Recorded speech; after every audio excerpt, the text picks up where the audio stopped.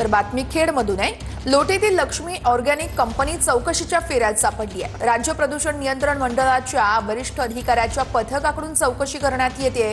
कंपनीचे परवाने, उत्पादन प्रक्रियेची तपासणी सुरू आहे। कंपनीने इटलीतील बंदी असलेल्या कंपनीतील यंत्रसामग्री, तंत्रज्ञान आणि पेटंटचा वापरात आणल्याची चर्चा देखील आता इथं केली जाते। कोकणाच्या मुळावरती उठणारा प्रकल्प कधीही होऊ देणार नाही, असं या संपूर्ण घटनेवरती उदय सामंत यांनी प्रतिक्रिया दिली आहे।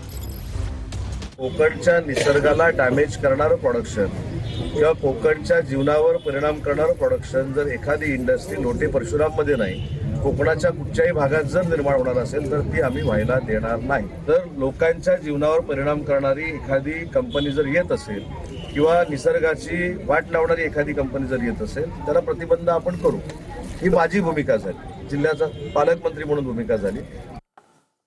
त्यामुळे लक्ष्मी ऑर्गॅनिक ही कंपनी आता चौकशीच्या फेऱ्यात सापडलेली आहे। खेडच्या लोटेतील लक्ष्मी ऑर्गॅनिक कंपनी आणि हीच कंपनी आता चौकशीच्या फेऱ्यात सापडली आहे।